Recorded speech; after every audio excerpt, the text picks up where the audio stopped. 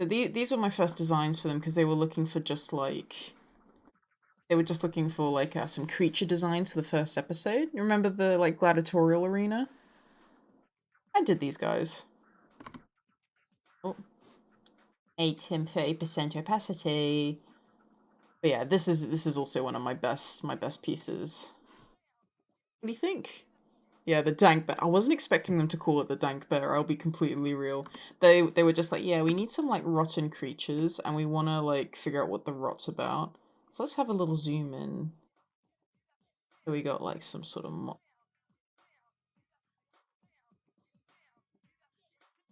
teeth mutations. We also got like the spine and stuff at the back. The mushrooms are beginning to grow. Then we got the heart of the beast, completely infected and full of pustules. You got the bits of rot just beginning to just grow along the ribs. Have a quick look at the. I wanted to give it like more like make it look really weird. So I looked at like prion diseases and stuff. And one of the main things was that just the body looked really messed up. Like it was like things were like mutated, like hair was really long because that can be like a mutation. You got some blood coming. You got like some goop coming down from the nose. Reminds me of the gaping dragon for Dark Souls. Yeah, actually, I did this before I had a look at the gaping dragon, so this was actually an accidental reference.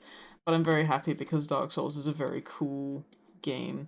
Like he has also like very overgrown hair on the toes over there.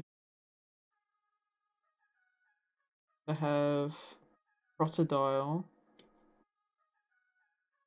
Now, this one kind of follows the same vibe of like just mutated, like horrible mouth, like pustules. And one of the main things for the brief was like black and white, like pencil pen illustration design. So like rough looking, like it could have been sketched out. So I basically just used like some brush textures and then added like, multiply layers, opacity layers, that kind of thing. But like teeth and stuff running down. Pretty normal alligator, except for like, the spines, the foot, mouth. And this was more like looking at those tumors that end up growing like hair and teeth, chat.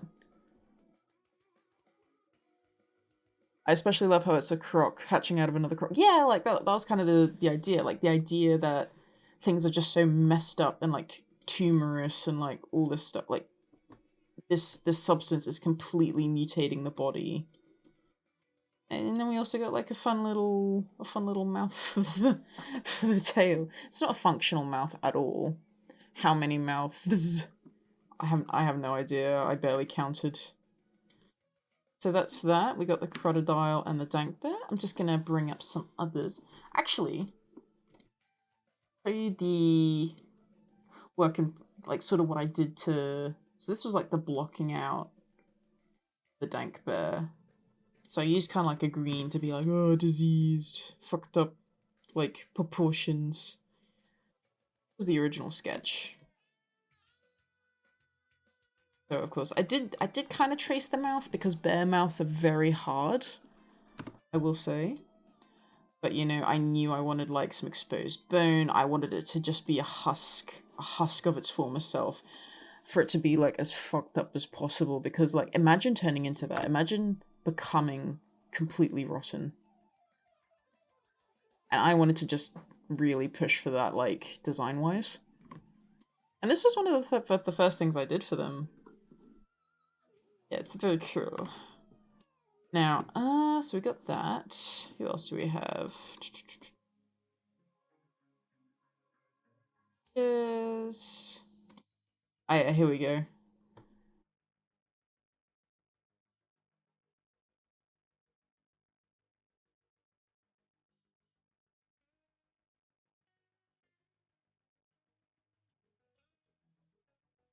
My characters folder for them. Yeah, here we go. Here we go. And this was one of my first Tyrant's Guild designs. So, as you can see, we have a Tyrant's Guild Outrider. So, and because it's really high quality, we can get right up and close and have a proper little look. So for this, and I do believe I have some work in progress. Oh yeah, here we are.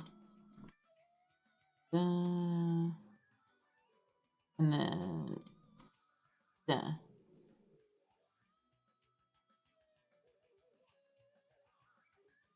So this was actually the first ever sketch I did because, yeah, no, I think when I was talking to them, they did mention that they wanted to use like sort of like undead, like enslaved, like that kind of vibe, like authoritarian.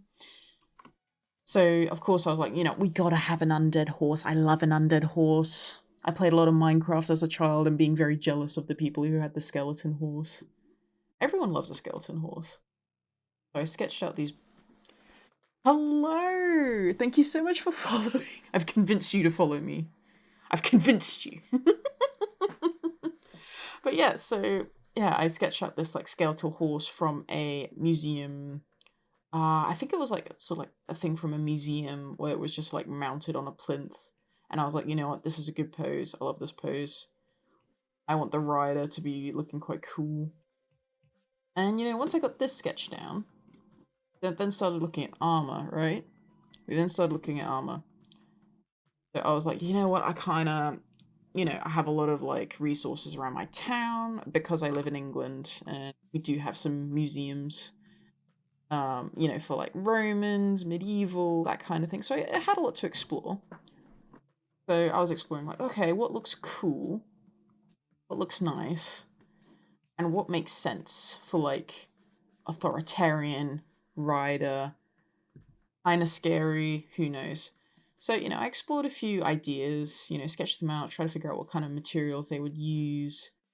And then I started kind of kit bashing it all together. So, like, taking some examples, like I liked this belt, I liked this skirt, armor skirt, I like the big belt over here. I do like this sort of mask where it's like very high cheekbones looking. I like this thing there, da da da da. So then I started like putting it all together, and then of course the skull pauldron stayed. Everyone loves a good skull pauldron. And I was thinking like, oh, how's the armor gonna look? Do they have big old spikes because they're riders? Kind of like spurs, but more fucked up. Thinking about like how it's gonna look, what it's gonna look like. Started getting there. We started thinking like, right, okay, more spikes, diamonds. There's a lot of diamonds in the logo, as you can see here. You have the Tyrant's Guild logo here. And I was thinking like, right, skulls are a must.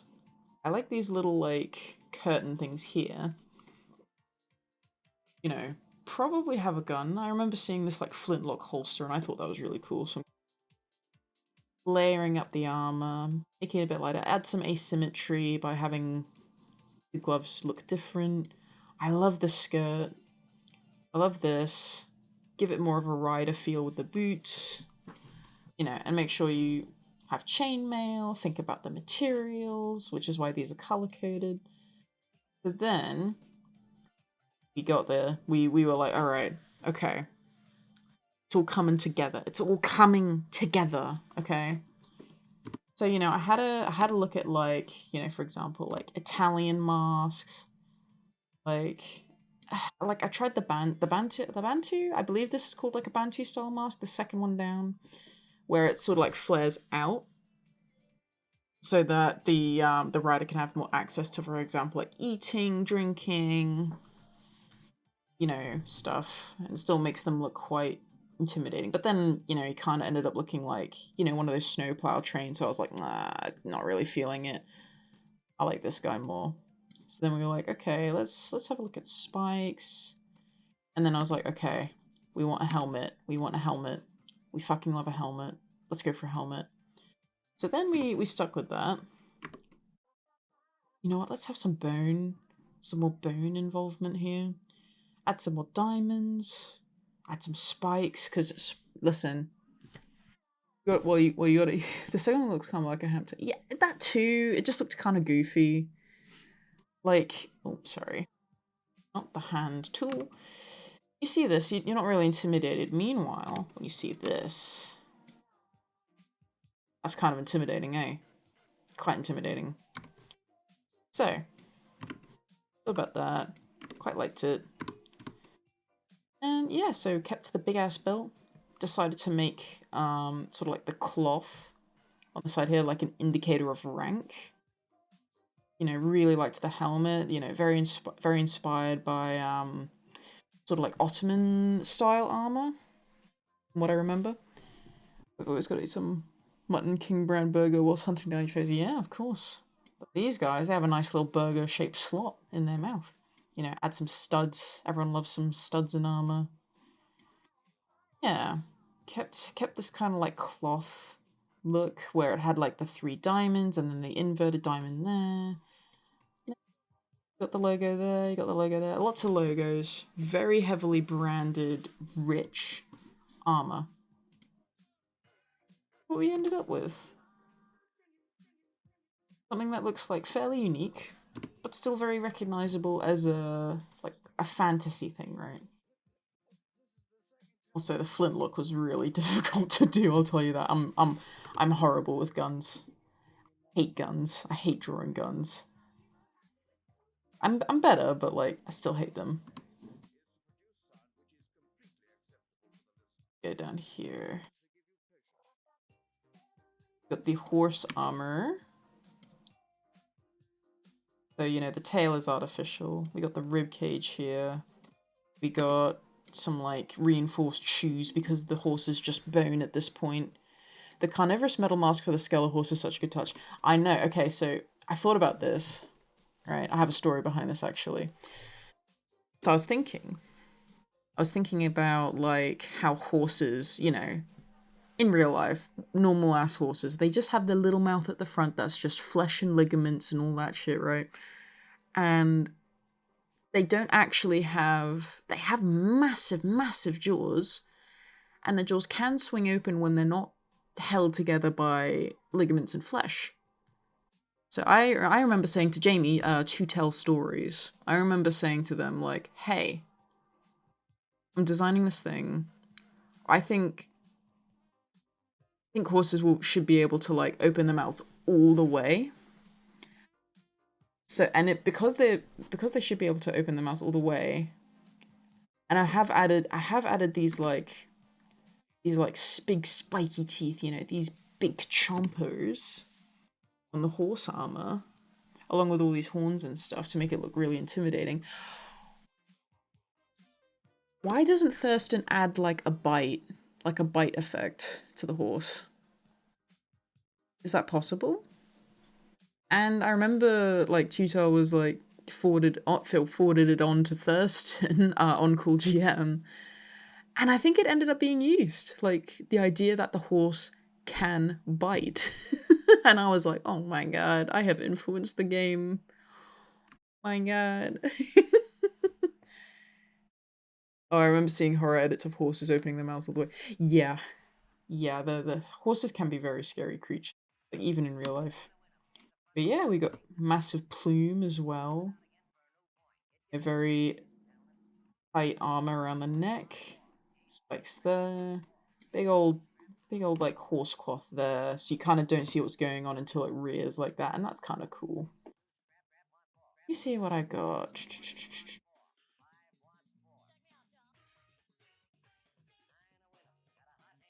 Oh yeah, and also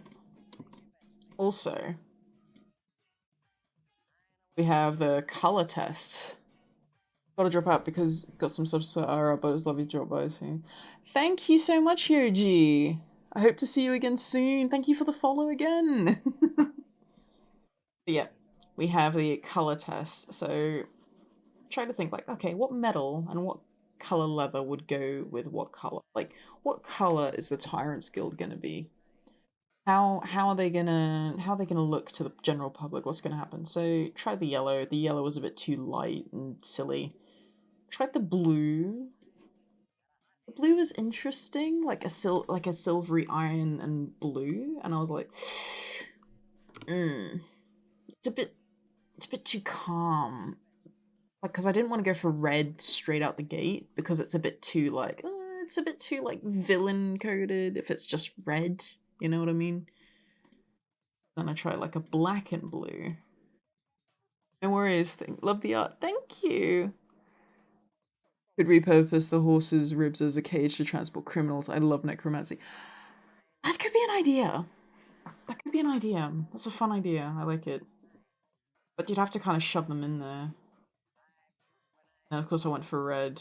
Again, I didn't like the red. The red was too, like... It was too villain coded. It was a bit too much. Like, especially that shade of red. Like, it was... Especially with the green on the horse. Like, I always associate green and red with Christmas. So it's just like, actually... So then... Here we are. We came to this conclusion. A more, like, burnt orange. Dark metal. Dark leather. Gold. All the horse swallows them and that's where they wind up. Oh, it looks great though. Thank you, Krim. Appreciate it. The color black goes with any color, to be honest. There's a reason Coco Chanel was called the King of Colors. Called it the King of Colors. Yes, I agree. But this is definitely more like a warm gray. So you can kind of, on the color wheel, this kind of comes up as like really dark sepia. So like the warm tones complement each other. It complements the gold. Complements the wood, the leather. Went for more of a dark leather. And a burnt orange just looks nice. I do like a burnt orange. And it also like offsets the whole like very villain coded vibe. It's more, it's giving night, but definitely like an evil night, which is what I wanted to push, which is really what I wanted to push in this. Close all these. Then I can show you more, because I have done a few more bits and pieces.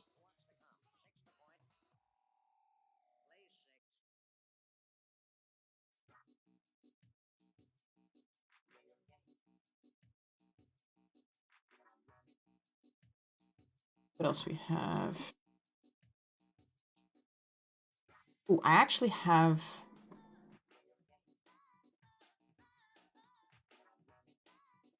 Excuse me.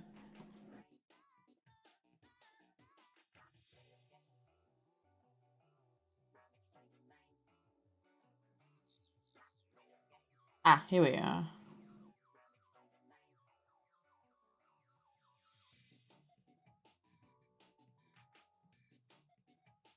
There we go. So yeah, I've also designed the abases. Here's these little fellas here. And also the wizards. I do wonder, would purple worked? Though it would be a royal colour, so maybe not exactly fitting. Yeah, it's also like... Purple is very good as like... By association, yeah, royal, you have that. But also like noble, like courtesan. Like there are a lot more roles that suit purple than authoritarian figures like these. So for these... So for these guys here... Lower opacity, there we go. So, the abases, they were interesting because I already had like the blueprint for the Tyrant's Guild. Like, you know, we got the mask, we got the helmet, and we got like some very kind of like some basic ideas about the armor. But this is the refinement stage. This is the, okay, we gotta make them a unit. This is a unit now. So, you know, I was thinking, okay, these guys are grunts. These are bases, they're grunts. They got the sword, they got the shield, they're vibing, they're chilling. You know, they're not as kitted out as the Outrider. Let's strip them back a tiny bit. So there is some like overlap and stuff because these were done fairly quickly. But as you can see here, we took the original like helmet design where it kind of crosses over and has the all-round spikes. Sort of like the trident of spikes there. But then kind of like simplified it a bit because this isn't as like, this isn't their most expensive kit, the Tyrant's Guild. This is like, they're more like, you know, bog standard, you know, whatever kind of kit. So we got a big old sword here. We have the armor that kind of has these little flecks that kind of point inward.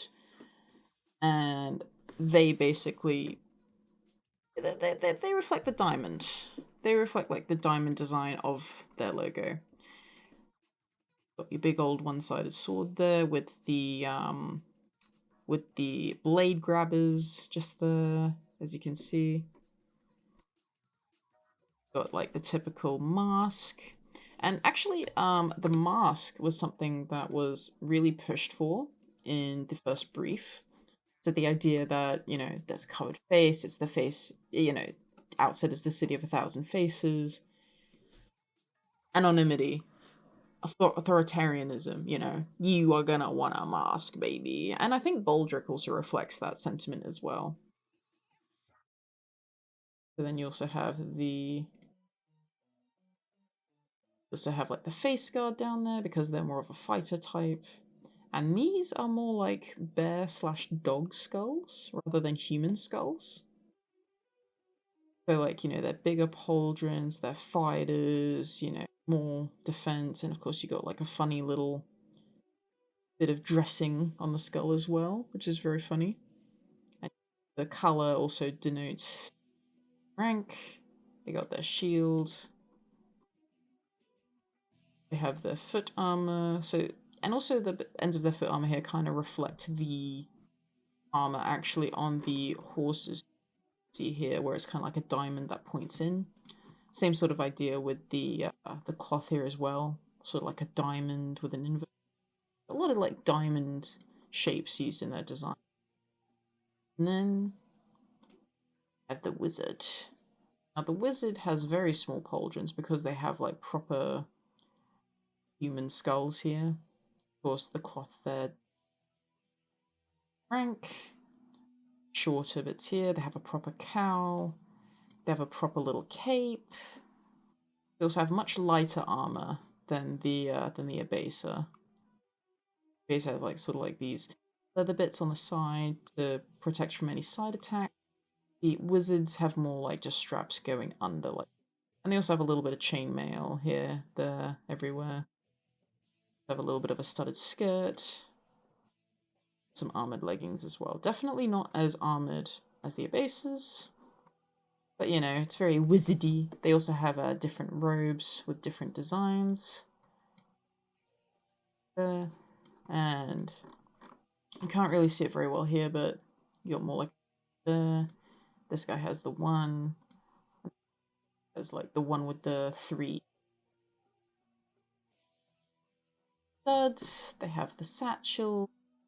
They have like a little holster in there for some one. They also have this like crown of thorns type design up here. I find quite epic. Skulls make me think of that Hands Are We the Baddies comedy sketch. Yes, that's exactly what I was thinking. And then of course, like, I wanted to make the staff interesting. So we got like the center of power here, where they can cast shit, but also they have talons, and in those talons are blades. So they can have a very, if they're backed into a corner, they still have some kind of like offensive weapon. It's staff as a staff. Oh yeah. I forgot about this part. They actually have these talons. So this is another defensive thing that they can have. Like if they're incapacitated somehow, like maybe they lost their staff, or maybe they can't chant anything or whatever. They have like 3 claws. So if they try to grab someone, or if they try to like just swipe someone away, it kind of work a lot like a cat. Yeah, like I wanted to make them very prickly, like even the magic casters. Like I wanted them to be just as threatening looking, like as the abasers, as the outriders, as everyone. I think also I had.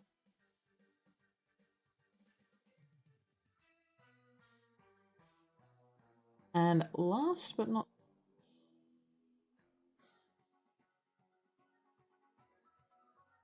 of course, because I did a lot of the Tyrant's Guild stuff, of course I was given her. Her. Now, this one I'm really proud of, because this is like the culmination of everything I've kind of been putting towards everything I've been putting towards the Tyrant's Guild, like, you know, the mask, the chainmail, like what kind of aesthetics they have, the spikes, the spines, the talons, the horns, everything. Is this the head honcho? No, it's not the head honcho, but she's like the main bitch when it comes to spycraft and spying on the nobility of Outset. So the party, the Rotgrind party, does encounter her, and she is completely aware of what they're doing, not in like a GMPC kind of way, but as like a, I know what you're doing. I know what you're doing, and you're not gonna win. But if you want to win, make it worth my time. And I really love that. I love how Thurston acted her. Yeah. So, of course, taking from before all like the hallmarks of the Tyrant's Guild, so like horned head, mask,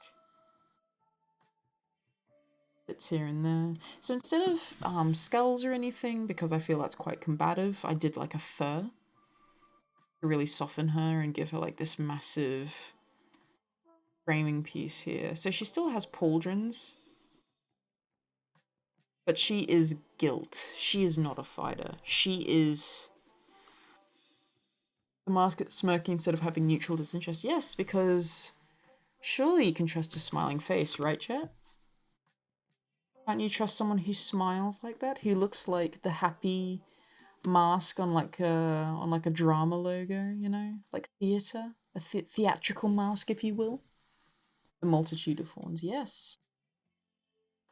Beautiful little horns that rest with the sun. These two logos, gilt with rubies, with gold, with all of this gold. All of these Baroque features, all of these gemstones, these asymmetrical coins that have runes and the Tyrant's Guild logo on them. All of this chainmail. And then we're gonna have a look at the full thing actually. Properly. Of these beautiful, rich, flowing, like, but quite thick, quite a thick dress, thick robes. You know, she has these beautiful shoes that are all like gilt with these like golden threads. This hemmed skirt that has just this lovely swirling pattern. Skirt. Perfect for hiding knives in. Exactly. You don't know what she's hiding. You don't know what she's capable of.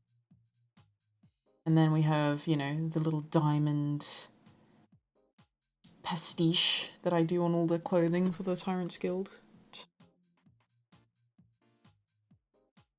Yeah, her clothes I've sort of designed to be thick, rich, warm, expensive, you know what I mean?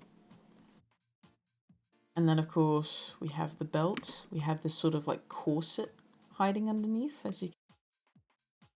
So technically she still has all of this chainmail, even though she's just like a sort of like a glorified noble with a lot of knowledge. Because she has a lot of knowledge that she wears the chainmail.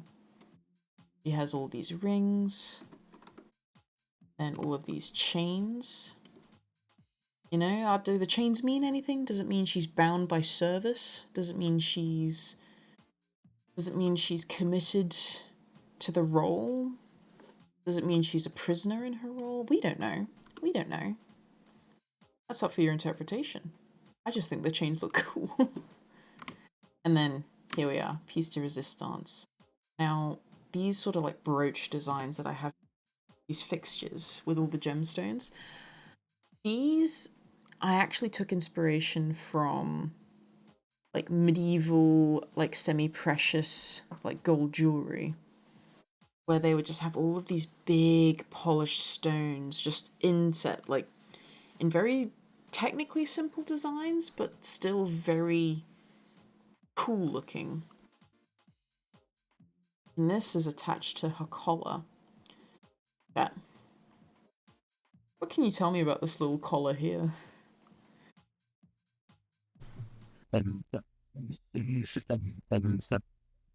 Let's take a drink of water there first. Basically, these are mirrored. This is like an etched gold collar. And for this, just realized those engravings on the armor. Yeah, I wanted to make them fairly subtle, so that whoever saw them was like, "Holy shit, detail in my PDF." I don't know. I just thought that'd be funny. But yeah, so we have the tap. I also actually my pen so you guys can see a bit easier. But over here, there we go. So over here,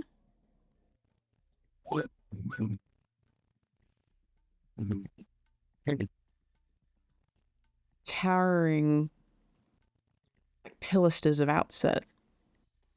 Right? You following me, chat? Towering pillars right there.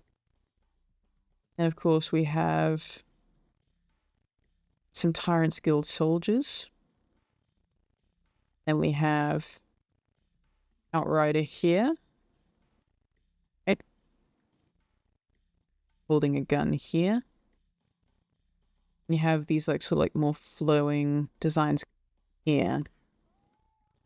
Because you sun Tyrant's Guild logo right here, right? Got the sun beaming down on like outset on the guild. Blessed with the light. Blessed with the light, chat. So I had to be very careful not to overdo it. Otherwise it would have been it would have been completely unreadable. But I'm really happy with how it turned out. It's like a reward when you get to like just see it up close.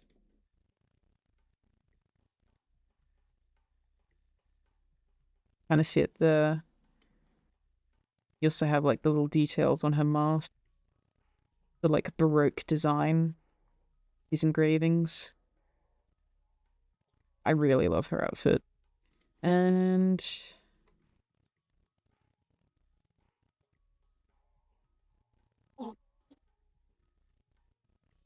actually, when I was first designing her, I didn't really want to go for the Tyrant's Guild thing at the start. So I was thinking like, oh, you know, I want to keep like that sun spike motif. You know, Tutel kind of wanted to do like, you know, incorporate some more bone and horn. This I felt was a bit too pedestrian. Too pedestrian. I was interested in like the double spikes at the back, but I don't know. This also felt pedestrian. Like anyone could wear this. Same with this one, even though there was more gold detail. Here she is. So these guys, I actually did on my iPad. I don't have like a full-on thing for them. Actually, let me put this guy on a white background. Okay. But yeah, this is just a gnoll who is crying ash and cinders. Is very angry about it. Oh, but yeah, I do also have some I do also have some like design tales and stuff about the poor doggy. Yeah, poor doggy. But yeah, so Children of the Blaze was another thing I got to do for the Rotgrind crew. Got to design them, and this was also an opportunity for me to sort of step away from the more like lustrous designs of the Tyrant's Guild. So like, you know, how they'd have like all this armor and how it's all well put together and well designed. I was like, okay, I want to take a step back real quick and explore some other some other aesthetics that I think would suit them. So, you know, for these guys, they're very rough and tumble. But actually, Viking, like pagan inspired, I would say. So I know that's quite a broad time period. But it was actually kind of like I ended up mixing like a tiny bit of Victorian in it as well. So if we have a look here, we have the twine with antlers and the flint coming out the top of her staff. We also have the Children of the Blaze symbol on her face scarf. Just has cool bangs. That was a design choice by me, by the way. Cool bangs are always a really good option. Also wanted to incorporate like some like cool little runes and stuff. Has all the rings. She has some fingernails. Hey, Elliot, how are you doing? Showing off your awesome work? Yes, I am, Teleran. Yes, I am. So glad to have you. I'm just showing off my Children of the Blaze work for Narrative Declaration. I've also been showing off, you know, like the Outrider, which is one of my original stuff, and this was the thing that actually set the tone for the Tyrant skill designs. They're very, very happy with that. Yeah. But yeah, so Children of the Blaze. So this is actually right here. This is actually a French design, right? So basically, back in the Victorian era, when you didn't really have like decent access, like good jean pockets and shit, you'd have these things that would just attach to your belt or your dress or whatever, and they would just have all of these basic things like chained onto your side. So, you know, like, you know, I put in some scissors, I put down like a compass, some flint and steel, and then of course it's engraved Children of the Blaze logo right there.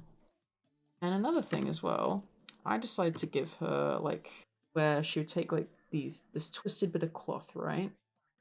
And then it would just tie around, and then she would like just tighten it. And this little like bone or metal bit here would just keep it there. So it's not like a belt, it's like more of like a proto belt. And then of course you'd have the foot wraps, have a little bit of like traditional like, textile design going on there. And then kind of like a tabard underneath there as well. And then on this one I gave her a glove, kind of handle her staff like that, which is like, you know, tipped with antler there. Got the antlers and a bit of flint up there as well. So very basic. But you know what, we love her. She's very. How did you get a Victorian Swiss Army knife build? How did you get around to about textile texturing?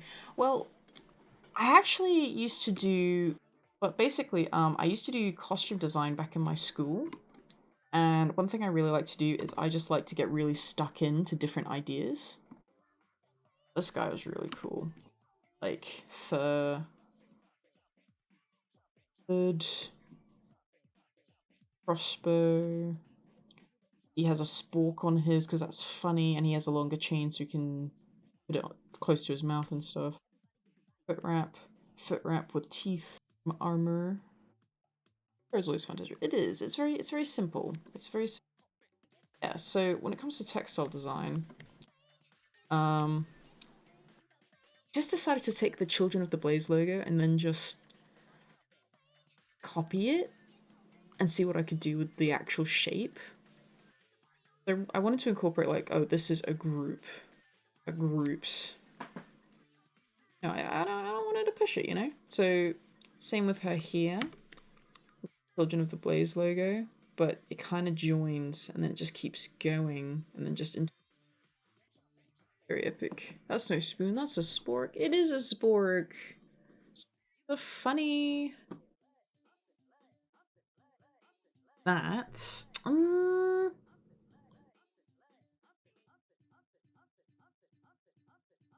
I can show you that actually. That'll be. This is some of the environmental work I did for the pilasters. Orange pilaster. This is kind of like some development stuff that I did. And I kind of did it for myself. And then what happened was Jamie said to me like, oh, could I actually use that for a PDF? And you know, she paid me for it. So yeah, very cool. But you know, of course, had to include a pub. Delver Bingham. Included some statues. Now, this is mostly inspired by my own England. So, you know, you have like sort of like the 16th century like Tudor houses with these wood beams stuff, and you also have like the filigree. That's very like 16th century inspired. Oh, that's not that. So you got like this entrance that leads down this path. So I have all of this like guys, which is very like Tudor design. Groundwater bund. I think the idea was I wanted to incorporate the Tyrant Guild's influence in every facet of life. Like, you cannot get away from them, like, whatsoever. So they're in the doors, they're in your archways, they're in your buildings. You know, they're also in your buildings again, they're in your buildings again, they're on your doors again. You know, you have all these diamonds as well, which is also like very much like, oh yeah, Tyrant's Guild are everywhere. You have an outrider up there sketched out. Yeah, and over here I was like, no one's gonna look over here. Got the cobblestone and all that as well. But yeah, it's very cool. I'm very proud of this, especially because I'm trying to like go like, oh yeah, it's beginning to break down a bit. Yeah, they need to patch it up more. Windows open, kind of thing. And then for the Rook's Pilaster, I sort of, it's definitely cleaner, lighter, stable. And this was actually inspired by this bit of London called Whitehall, which was all built in the 17th century. And it's basically where a lot of our ministries are, like our government ministries. And they have all these like beautiful like limestone buildings, brick buildings as well. Because with the Pawn's Pilaster, it's all plaster and wood, which is fixable, repairable, easily found, easily made. Rook's Pilaster, very much a very much not as moving, not moving as much as Pawn's Pilaster. You know, it's interesting. You know, also taking, you know, diamond fence there.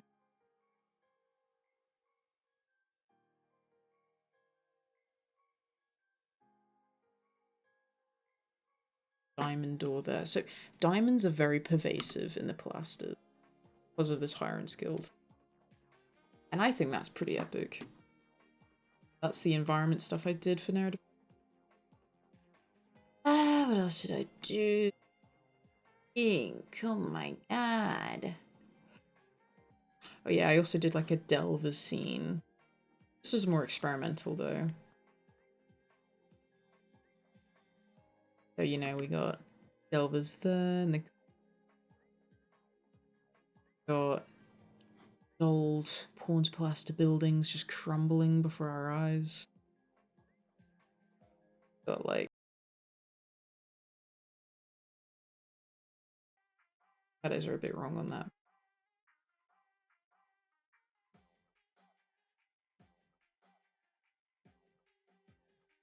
But yeah, it's really need to do more environmental stuff because I remember really enjoying this.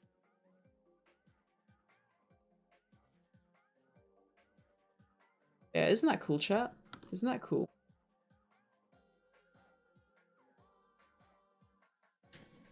Do you like it?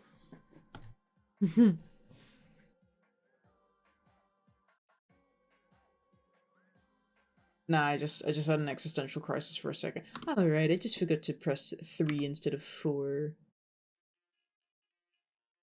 What is all this?